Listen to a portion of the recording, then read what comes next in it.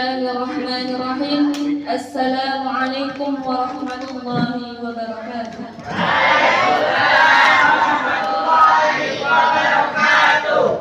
Alhamdulillahilladzi an'amana bi ni'matil iman wal islam wa nusalli wa nusallimu ala khairil anam.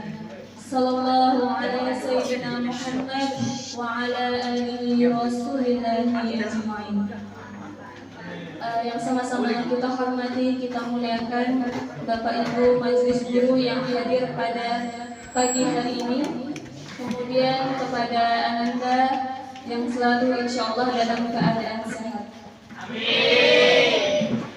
Puji dan syukur kepada Allah Subhanahu Wa Taala. Bersyukur kita kepada Allah, Pencipta langit dan bumi, pembuat gelap dan terang, yang menciptakan manusia dengan sebaik-baik bentuk. Jadi kita sebagai manusia jangan pernah merendahkan manusia yang lain. Ada yang tinggi, betul? Ada yang ada yang putih, ada yang ada yang cantik, ada yang kurang cantik.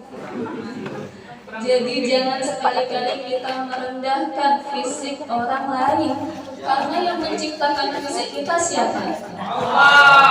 Allah. Kita tidak bisa minta fisik kita seperti siapa?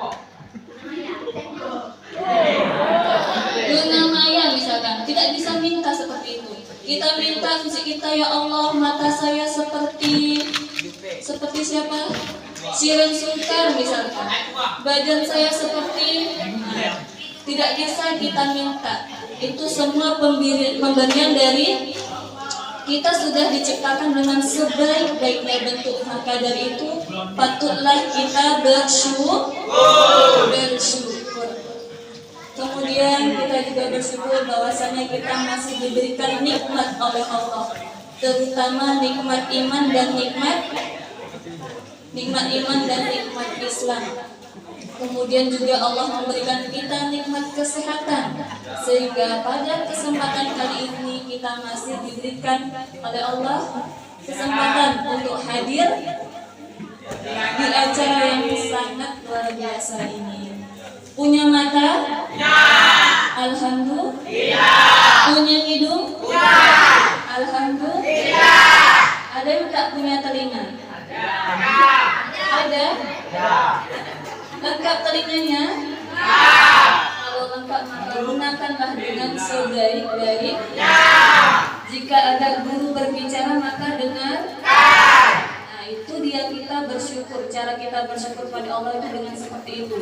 Menggunakan semua hidup kita ini dengan sebaik-baik. Ya.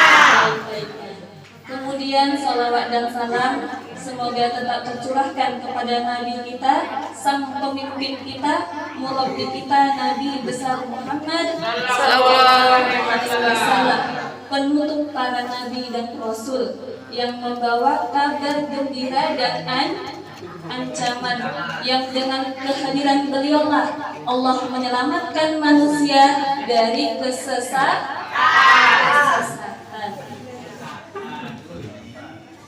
Baik, Bapak Ibu guru serta adik-adik yang dimuliakan oleh Allah Subhanahu wa Ta'ala. Nah, dalam Quran surah Al-Ahzab ayat 56, ada yang tahu bunyi ayatnya? Ada yang tahu? Yang tahu? Sih.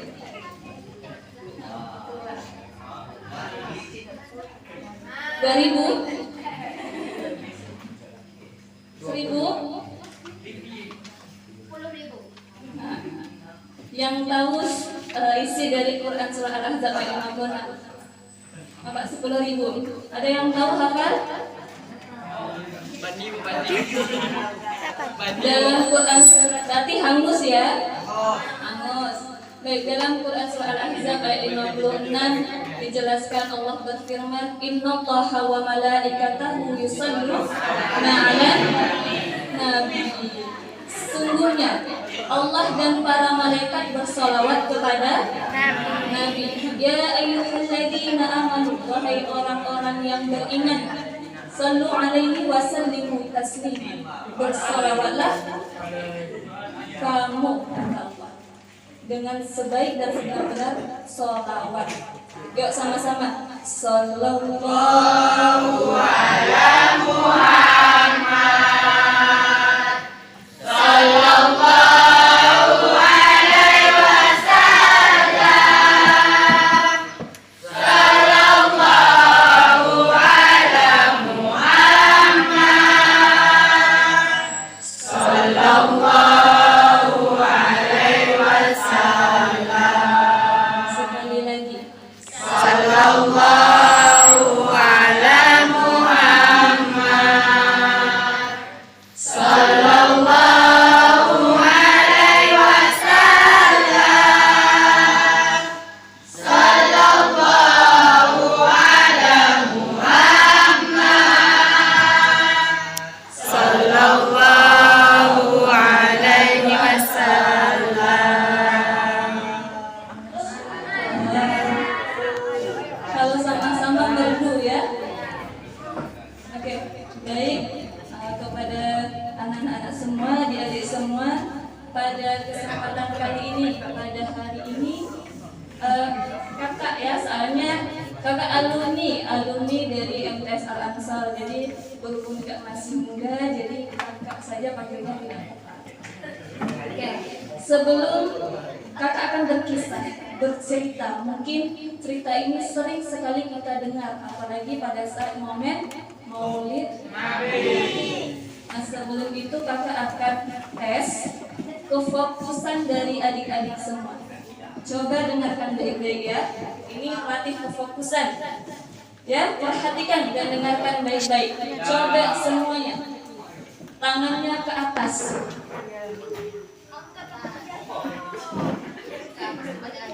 Dari semuanya kakak lihat tidak ada satupun yang fokus. Kenapa? Sekali lagi, tangan ke kanan. Semuanya masih kurang fokus. Coba tangannya ke depan. Masih kurang fokus. Gimana mau bercerita nih kalau kurang fokus? Coba dengarkan clue-nya baik-baik. Coba dengarkan apa yang kakak katakan. Tangan ke atas. Masih juga kurang fokus. Tangan ke samping kanan. Kurang fokus. Astagfirullahaladzim. Baru ingat. Gak nyambung kan ya? Coba sekali lagi tangannya ke depan. Masih ada yang kurang fokus. Gimana mau cerita nih? Dengarkan, cukup dengarkan.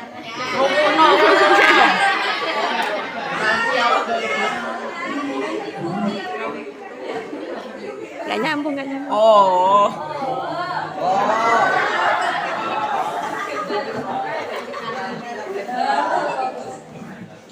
Padahal sudah jelas tadi. Coba dengarkan baik-baik kata kakak. Tangan ke atas semuanya. Tangan ke samping semuanya. Fokus sekarang. Tangan ke depan.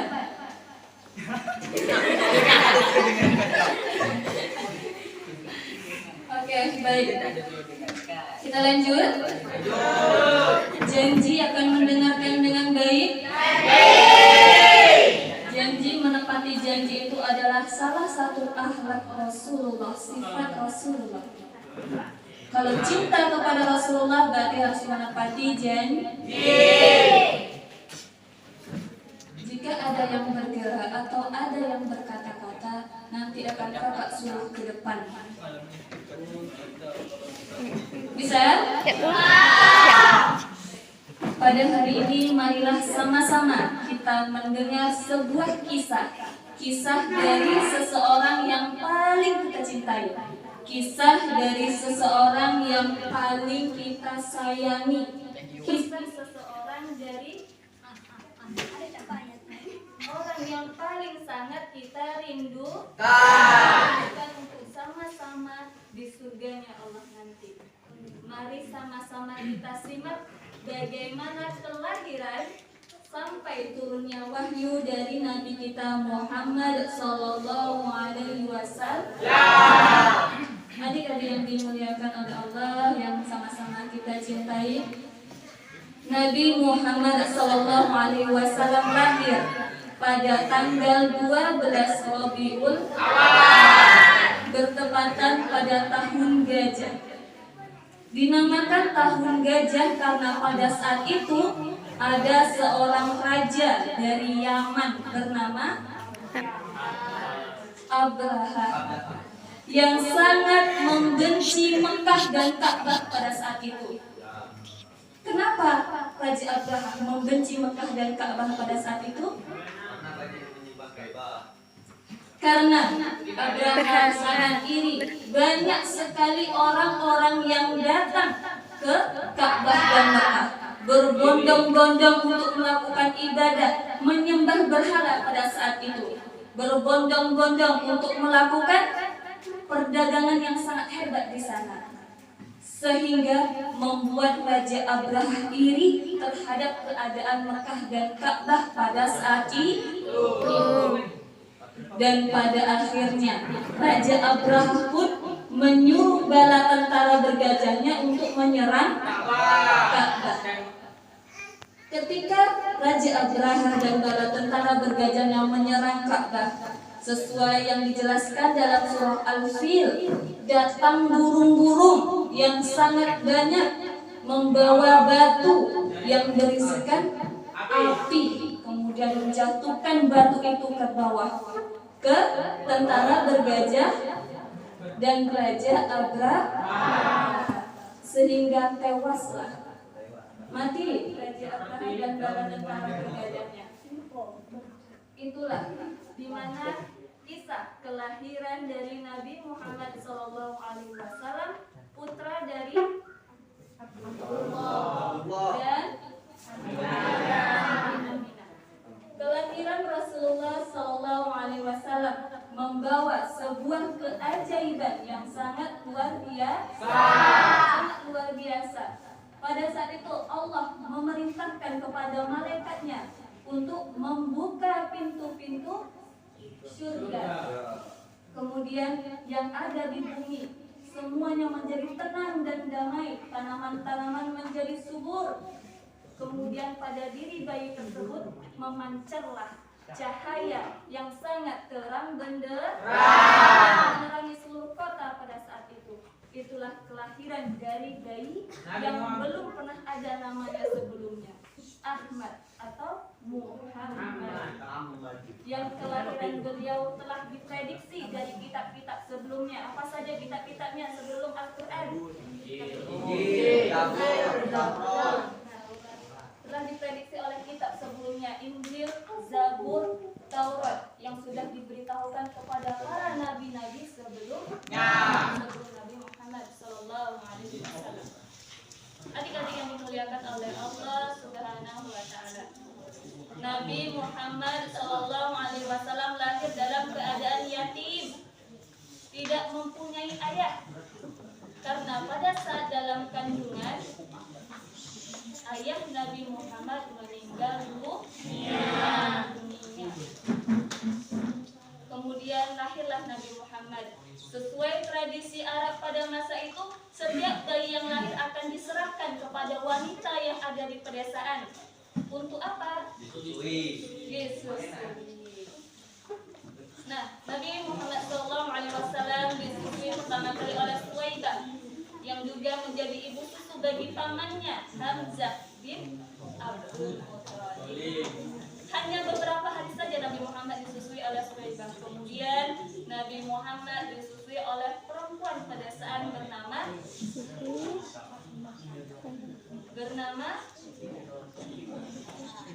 Halimah binti Sa'diyah.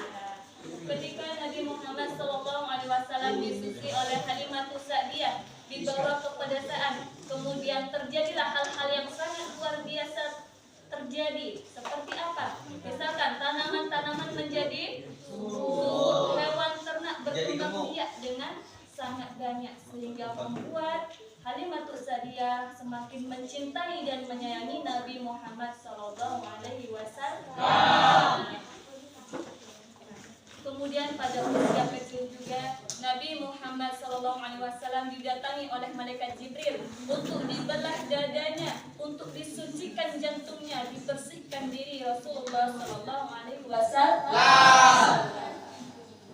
Kemudian Nabi Muhammad masa kecil tinggal bersama ibunya. Siapa nama ibunya? Namun ketika Nabi Muhammad SAW berusia 6 tahun, ibu tersayangnya, ibu tercintanya meninggal dunia. Jadilah Nabi Muhammad seorang anak yang yatim. Kemudian Nabi Muhammad diasuh oleh kakeknya yang bernama Abdul Muthalib, seorang pembesar Quraisy, seorang pembesar Mekah yang disegani oleh orang-orang Mekah pada saat itu. Kemudian waktu berlalu, usia Nabi Muhammad masuk kepada 8 tahun, meninggal pula kakek Nabi Muhammad SAW. Kemudian Nabi Muhammad SAW diasuh oleh paman yang sangat mencintai Nabi Muhammad. Siapa? Abu Thalib. Nah, di bawah asuhan Abu Thalib lah Nabi Muhammad SAW belajar untuk menggembala, belajar untuk berdagang, sehingga tahun berganti tahun tumbuhlah Nabi Muhammad menjadi remaja yang sangat luar biasa. Ia dijuluki sebagai Al-Amin, orang yang sangat terpercaya. Kemudian kata-kata yang keluar dari Nabi Muhammad adalah kata-kata yang mengandung hikmah. Kata-kata yang keluar dari mulut Nabi Muhammad adalah kejujuran. Begitulah akhlak Nabi Muhammad SAW. Kemudian pada usia Nabi Muhammad 25 tahun, saatnya pergi ke Syam membawa barang dagangan dari wanita yang mulia, wanita yang suci.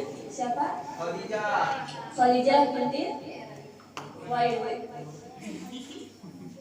Kemudian pada saat itu ternyata barang dagangan Rasulullah SAW sangat meningkat, untungnya berlipat-lipat, sehingga membuat teman seperjalanannya siapa? Yang menemani Muhammad SAW berdagang, budak dari Khadijah binti Khuwailid, Maisarah, menceritakan hal tersebut kepada Khadijah binti Khuwailid, sehingga membuat Khadijah binti Khuwailid sangat terpesona dengan Nabi Muhammad SAW. Kemudian pada akhirnya Khadijah binti Khuwailid melamar Nabi Muhammad SAW, dan akhirnya Nabi Muhammad SAW dan ibunda Khadijah binti Khuwailid menikah dan dikaruniai berapa orang anak?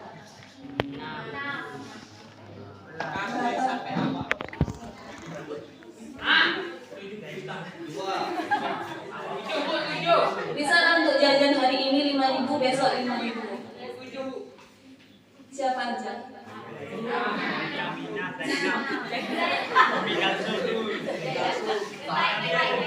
Baik, jawab. Siapa aja? Minimal 3 lah, 3. Maju, Kodet maju. Yang pertama Zainab, terus Mikalsum, terus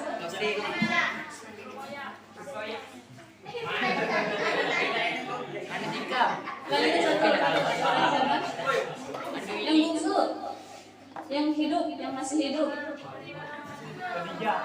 Yang tahu di sini, yang tahu. Istri Ali.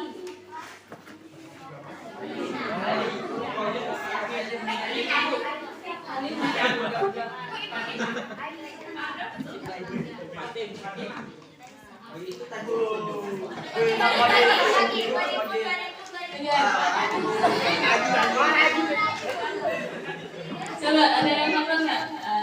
Anak-anak Nabi Ada 7 orang. Ada yang tahu? Tidak. Anak Nabi Ada 7 orang. 3 laki-laki, 4 perempuan. Pertama Qasim, Abdullah, Ibrahim, Zainab, Ruqayyah, Ummu Kulsum. Ibunya bernama ayahnya bernama kakeknya bernama pamannya bernama Insyaallah. Kalau rame-rame enak ya. Oke, kita lanjutkan kisah Nabi Muhammad SAW. Ketika usia Nabi menjelang 40 tahun, Nabi Muhammad SAW sangat senang sekali berdiam diri di Gua Hira karena merenungi keadaan Mekah pada saat itu, keadaan Mekah yang masih sangat jahiliyah, yang kebodohan merajalela di mana-mana, maksiat di mana-mana, sehingga membuat Nabi Muhammad SAW senang berdiam diri di Gua Hira. Dan di Gua Hira inilah wahyu Allah turun kepada Nabi Muhammad SAW. Nah, Al-Quran turun secara berangsur-angsur sampai akhirnya Nabi Muhammad SAW sebelum Nabi Muhammad SAW wafat, Nabi memberi pesan kepada kita para umatnya. Apa pesan Nabi? Jika ingin selamat wahai umatku, kata Nabi, maka berpegang teguhlah kepada dua,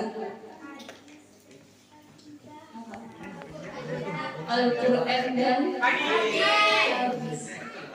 Jika kita ingin selamat, maka berpegang teguhlah kepada Al-Quran dan hadis. Itulah kisah secara singkat kisah Rasulullah SAW. Maka dari itu, dari kisah inilah menjadi tolak balik kita untuk kembali mencintai Nabi Muhammad SAW, untuk kembali mencintai Al-Quran, untuk kembali berbenah diri, memperbaiki akhlak kita seperti akhlak Nabi Muhammad SAW. Adik-adik,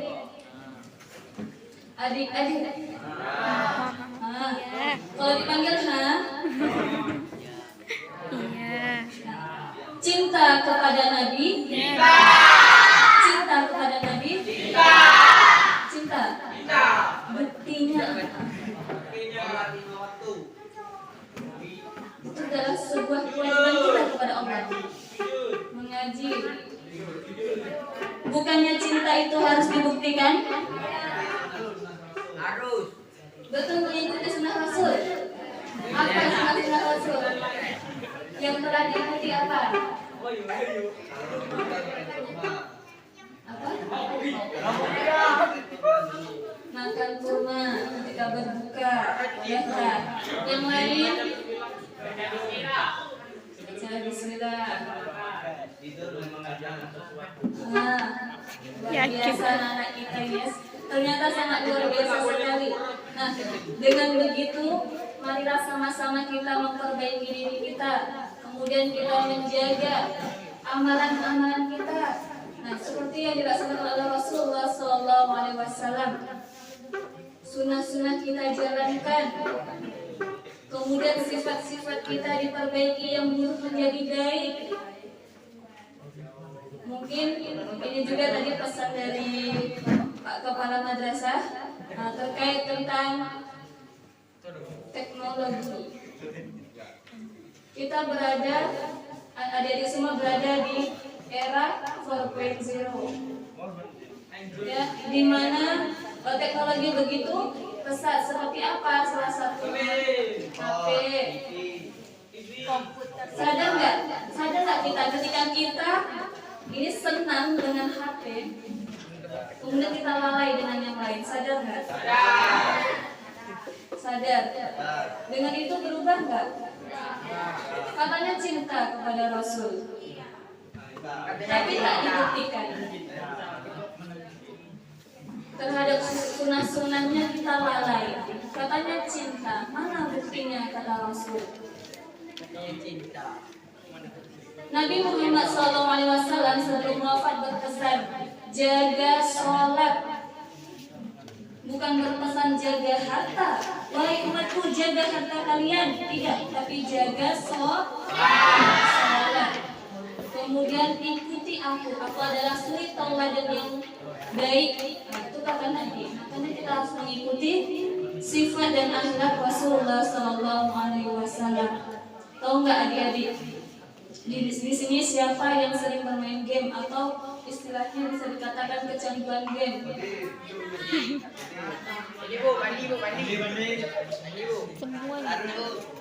Akhlak Rasulullah jujur. Tahu nggak? Pernah nggak nonton di YouTube atau melihat di YouTube? Apa yang dilihat?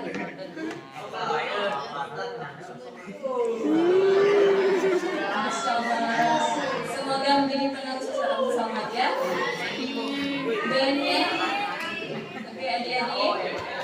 Banyak sekali kakak melihat terkait tentang anak-anak seusia ini yang diruqyah.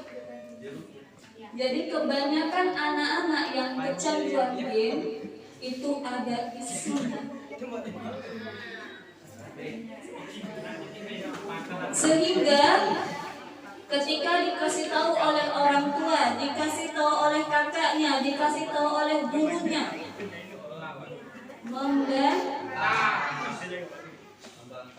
itu salah satu. Ketika diruqyah, salah seorang anak tersebut ternyata ada jinnya di dalamnya, sehingga membuat dia itu merasa tidak pernah puas terhadap dirinya, sehingga lalai sholat, mengaji. Orang tua manggil, hadir.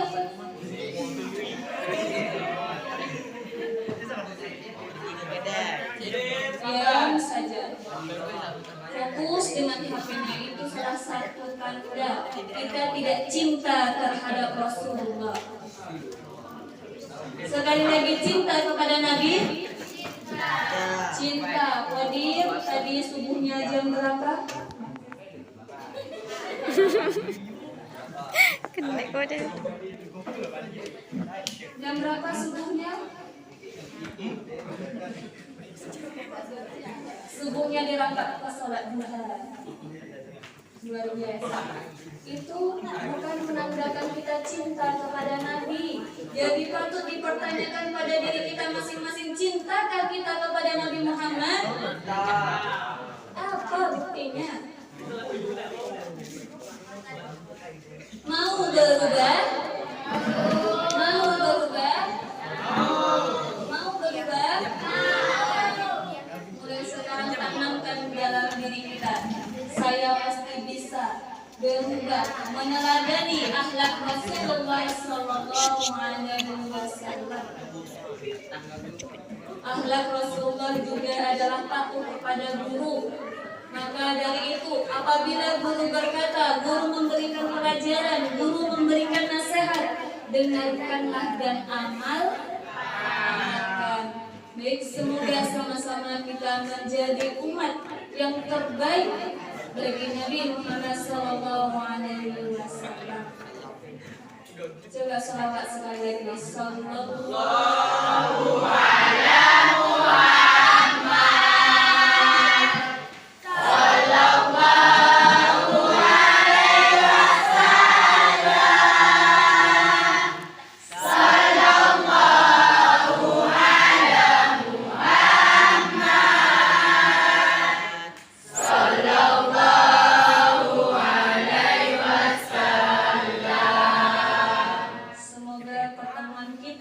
Membawa kebaikan ke depannya. Semoga Allah memberikan rahmatnya, menurunkan rahmatnya kepada kita semua. Amin. baik silahkan diambil dan dimakan, yang buruk dibuang ke laut pantai.